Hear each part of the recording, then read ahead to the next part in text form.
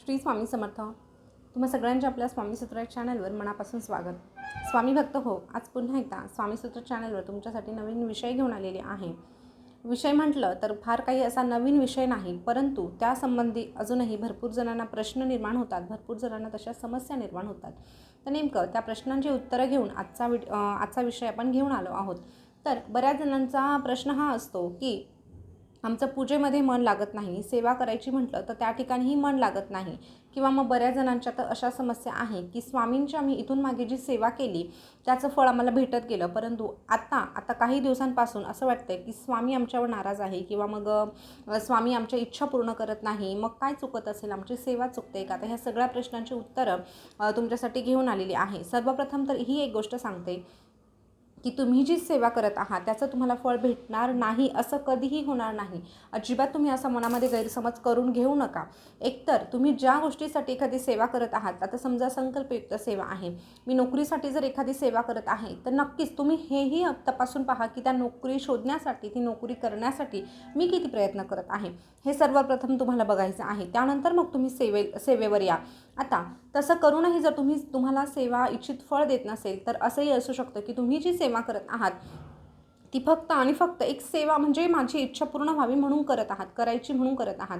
हे बघा, आपल्या इच्छा स्वामी महाराज पूर्ण करणारच आहे, परंतु आपण एखादी सेवा जर हातात घेतली आहे तर ती अगदी श्रद्धेने करा, मनापासून करा, आणि अगदी करण्यापासूनच असं मनात म्हणजे ठाम निश्चय करा की नाही, माझं काम फक्त सेवा करण्याचं आहे, मनापासून सेवा करण्याचं आहे आणि मी ते करणार आहे. बाकी त्याचं फळ द्यायचं की नाही द्यायचं हे स्वामी ठरवणार आहे. आणि नाही फळ दिलं तरीही लगेच कोलमडून जाऊ नका.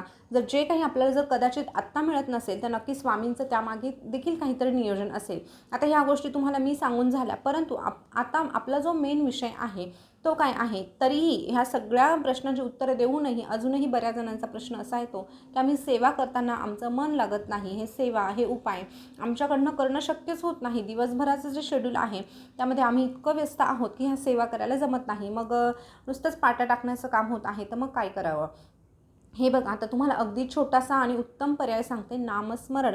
आता नामस्मरणाबद्दल काही आपण पहिल्यांदा बोलत नाही. नामस्मरणाबद्दल इथून मागे मी खूप वेळ सांगितलेलं आहे. नामस्मरणामध्ये प्रचंड ताकद आहे.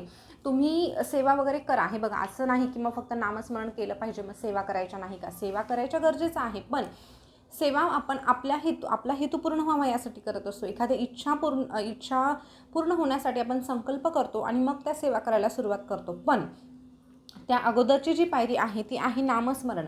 आणि हे जे नामस्मरण आहे ते नामस्मरण फक्त तुम्ही तुमच्या देवासाठी करा. जेव्हा तुम्ही ते नामस्मरण करणार आहात त्याची संख्या हळूहळू जशी वाढणार आहे तशा तुमच्या सगळ्या इच्छा पूर्ण होण्यासाठी मदत होणार आहे.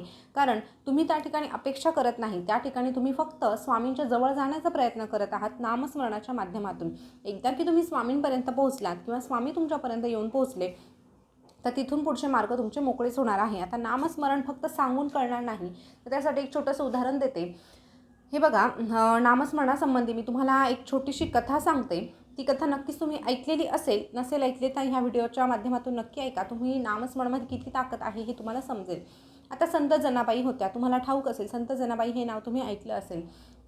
त्या काही अशा देवासमोर बसत नव्हत्या, फक्त देवाजवळ हातात माळ घ्यायची आणि खूप मोठे मोठे ग्रंथ घेऊन बसायचं असं अजिबात करत नव्हत्या. पण त्यांचं एक ठरलेलं होतं, त्या जे काही काम करायच्या, स्वयंपाक करायच्या ते त्या विठ्ठल विठ्ठल करायच्या, कपडे धुवायच्या तरीही त्यांच्या मुखात विठ्ठल विठ्ठल, गोवऱ्या थापायच्या तरीही विठ्ठल विठ्ठलच म्हणायच्या. म्हणजे एकंदरीत काय, तर जे काही त्यांचं ते काम होतं त्या कामासोबत त्या विठ्ठलाचं नामस्मरण करत होत्या.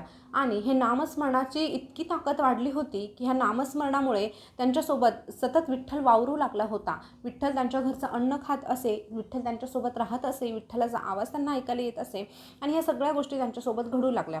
आता हे हळूहळू शेजारच्यांपर्यंत पोहोचलं की असं होतं की विठ्ठल घरी येऊन प्रसाद वगैरे खातात, विठ्ठल यांना म्हणजे विठ्ठल सोबत असतात, अशा ह्या गोष्टी आहे. आता बघा ना, एखादी गोष्ट समजली की ती वाऱ्यासारखी पसरत जाते. तसंच काही त्यांच्या बाबतीत झालं. हळूहळू त्यांच्या पूर्ण गावात ती बातमी पसरली, गावाच्या बाहेरही जाऊन पसरली. आता संत कबीर होते. संत कबीर यांच्यापर्यंत ही वार्ता गेली की संत जनाबाईंच्या घरी विठ्ठल येतात, प्रसाद ग्रहण करतात, त्यांच्यासोबत राहतात, सगळं काही म्हणजे विठ्ठल त्यांच्या घरचेच होऊन गेलेले आहे. असं जेव्हा त्यांच्या कानावर पडलं तेव्हा त्यांनी ठरवलं की मला संत जनाबाईंना भेटायचं म्हणजे भेटायचंच, आणि जे काही आहे ते सत्य आहे की असत्य हे मला पडताळून पाहायचं म्हणजे पाहायचं. आणि असा निश्चय करून ते त्यांच्या संत जनाबाईंच्या गावात येऊन पोहोचले. आता संत जनाबाईंना भेटायला त्यांना यायचं होतं. कुणाला तरी ते विचारणारच होते की संत जनाबाई कुठे राहतात. तेवढ्यात त्यांच्या कानावर 2 बायकांचा भांडणाचा आवाज आला. खूप जोरजोरात त्या बायका भांडण करत होत्या. आता त्या दोघींचं भांडण कशावरून चाललं होतं तर गोवऱ्यांवरून. एक बाई म्हणत होती ह्या गोवऱ्या माझ्या आहे आणि दुसरी बाई म्हणत होती नाही नाही ह्या गोवऱ्या माझ्याच आहे. आता बायकांची भांडणं म्हटल्यावर नक्कीच तुम्ही विचार करू शकतात. दोघींची अगदी कडकडीत भांडणं चालू होते. सगळे लोक त्यांचा तमाशा बघत होते. अशातच हे संत कबीर एवढ्या सगळ्या गोंधळामध्ये एका माणसाला जाऊन विचारतात की संत जनाबाई कुठे आहे, मला त्यांना भेटायचं आहे. आता यावर तो मनुष्य लगेच हसला. म्हणे तुम्हाला संत जनाबाईंना भेटायचं आहे? म्हणे हो मला त्यांना भेटायचं आहे. ह्या 2 बायका भांडताय ना त्यांच्यापैकी एक संत जनाबाई आहे, जा त्यांना जाऊन भेटा. आता संत कबीर त्यांना थोडंसं आश्चर्य वाटलं की ज्या बाईची महिमा आपण तिथपर्यंत ऐकली ती बाई अशी भांडण करत आहेत. मग अजून त्यांना थोडंसं म्हणजे जाणून घेण्याची इच्छा निर्माण झाली. मग तिथे गेल्यावर संत जनाबाईंना विचारलं की तुम्ही का भांडत आहे. त्यावर संत जनाबाई म्हणाल्या मी भांडत आहे परंतु माझं म्हणणं अगदी खरं आहे. त्यामुळे मी माझ्या स्वतःच्या म्हणजे माझी खऱ्याची बाजू आहे आणि म्हणून मी भांडत आहे. पण ही बाई खोटारडी आहे. तर नेमकं ते विचारतात की नेमकं झालं काय. त्यावर त्या म्हणाल्या की ह्या गोवऱ्या माझ्या आहे परंतु ह्या बाईचं म्हणणं आहे की त्या माझ्या आहे, पण ही माझी मेहनत आहे तर मी तिला का देऊ. असं जेव्हा संत जनाबाई म्हणाल्या तेव्हा ती समोरची बाई म्हणाली ह्या गोवऱ्यांवर काय तुझं नाव टाकलं आहे का, तर तुझ्या आहे, हे कसं सिद्ध करशील. त्यावर संत जनाबाई इतक्या विश्वासाने म्हणाल्या संत कबीरांना की एक एक गौरी तुम्ही कानाला लावून बघा. प्रत्येक गौरीमधून तुम्हाला विठ्ठल विठ्ठल जर आवाज आला नाही तर मग मला सांगा. तुम्ही जी गौरी कानाला लावाल त्या गौरीतून विठ्ठल असा आवाज येईल आणि ज्यातून विठ्ठल असा आवाज येईल ती गौरी माझीच आहे असं मी ठामपणे सांगते. हे ऐकून बऱ्याच लोकांना हसू आलं की काय बाई आहे, काहीही सांगत आहे. आता हे संत कबीरांना थोडंसं वेगळं वाटलं, पण चला तिच्या समाधानासाठी म्हणून करून बघूया. आणि खरंच संत कबीरांनी जेव्हा एक गौरी उचलली कानाला लावली तर त्यातून विठ्ठल विठ्ठल असा आवाज आला. एक गौरी उचलली आवाज आला, त्यांच्या बाजूला ठेवली. असं म्हणता म्हणता ढिगभर गौऱ्या साचल्या आणि त्या प्रत्येक गौरीतून विठ्ठल विठ्ठल असाच आवाज आला. आणि त्यावेळेस हे सिद्ध झालं की त्या सगळ्या गौऱ्या संत जनाबाईंच्या होत्या, म्हणजे त्या खरं बोलत होत्या. परंतु हे भांडणाचा विषय बाजूला राहू द्या, पण त्या ठिकाणी संत कबीरांना हे लक्षात आलं की आपण ज्या गोष्टीची प्रचिती घेण्यासाठी किंवा ज्या गोष्टीचं खरं काय खोटं काय हे बघण्यासाठी आपण एवढ्या लांबून आलो त्याचं उत्तर आपल्याला विठ्ठल महाराजांनी अशा पद्धतीने दिलं. आणि त्यांच्या हे लक्षात आलं की नामस्मरणामध्ये किती ताकद आहे. नामस्मरण काहीही करू शकतं. आपण जर नामस्मरण मनापासून करत आहोत तर त्या देवाला आपल्यासाठी यावंच लागतं. हे त्या कथेतून संत कबीरांना समजलं आणि ह्या कथेतून आपल्यालाही ते समजत आहे. तर त्यांच्या बाबतीत असंच झालं. त्यांनी जसं फक्त विठ्ठल विठ्ठल हे नामस्मरण केलं, त्यांनी पोथ्या हातात घेतल्या नाही, त्यांनी माळ हातात घेतली नाही, त्यांनी कामं सोडून तासनतास देवासमोर त्या बसल्या नाही, परंतु त्यांचं एक ध्येय होतं ते म्हणजे नामस्मरण. आणि ते नामस्मरण करताना त्यांनी स्वतःचा प्राण त्यामध्ये ओतला होता आणि अशा पद्धतीने त्या विठ्ठलाला त्यांच्यासोबत राहावंच लागलं. तर स्वामी भक्त हो, ही छोटीशी कथा होती. यातून मला तुम्हाला एवढंच सांगायचं आहे की खरंच नामस्मरणामध्ये तेवढी ताकद आहे. नामस्मरणापासून सुरुवात करा. तुमचं मन लागत नाही, ठीक आहे, तुमच्या घरामध्ये वादविवाद होत आहे, तुमच्या पूजेकडे लक्ष लागत नाही, तुमची आर्थिक परिस्थिती खराब आहे त्यामुळेही तुमचं मन लागत नाही, तुम्हाला काहीही करावंसं वाटत नाही, बेचैन वाटत आहे, पूजापाठ करायची इच्छा आहे पण वाचायला गेलं की आपले प्रॉब्लेमच सगळे डोळ्यासमोर फिरत आहे. ह्या गोष्टी होऊ शकतात.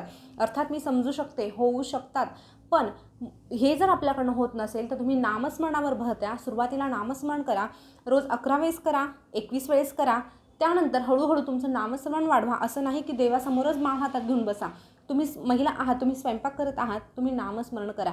तुम्ही पुरुष कामावर चालले आहात, कामावर जाताना तुम्ही नामस्मरण करा. ह्या नामस्मरणाची जी ताकद आहे ती हळूहळू वाढवा. असं करा की तुम्हाला काय त्या देवालासुद्धा तुमच्याशिवाय करमेन असं होईल. इतकं नामस्मरणामध्ये ताकद आहे. ते नामस्मरण वाढवा. त्यानंतर जेव्हा तुमचं मन शांत होईल तेव्हा तुम्ही इतर सेवा व उपाय करायला हाती घ्या. नक्कीच त्याचे रिझल्ट आपल्याला 100% मिळतात, पण त्यासाठी आपलं मन हे शांत असणं गरजेचं असतं. मन शांत असेल तरच एखादी सेवा आपल्याला फळ देत असते आणि मन शांत करायचं असेल तर नामस्मरणाशिवाय पर्याय नाही. जसं तुम्ही नामस्मरण वाढवणार आहात तसं बघा पटापटा स्वामी महाराज कशा तुमच्या सगळ्या इच्छा पूर्ण करतील. स्वामींच्या इच्छेमध्ये इच्छा मिळवून राहा. नक्कीच आपलं जीवन हे सुखाचं समाधानाचंच होणार आहे. तर स्वामी भक्त हो, नामस्मरणाचं महत्त्व सांगून देणारी ही छोटीशी कथा तुम्हाला कशी वाटली कमेंटमध्ये नक्की सांगा. तुमच्या काही शंका असतील तर नक्कीच विचारा, त्याचं उत्तर देण्याचा मी पुरेपूर प्रयत्न करेल. आजची माहिती कशी वाटली? पुन्हा भेटूया नवीन व्हिडिओसोबत नवीन माहिती घेऊन. तोपर्यंत बोलत राहा. श्री स्वामी समर्थ, जय जय स्वामी समर्थ. श्री स्वामी समर्थ, जय जय स्वामी समर्थ. धन्यवाद.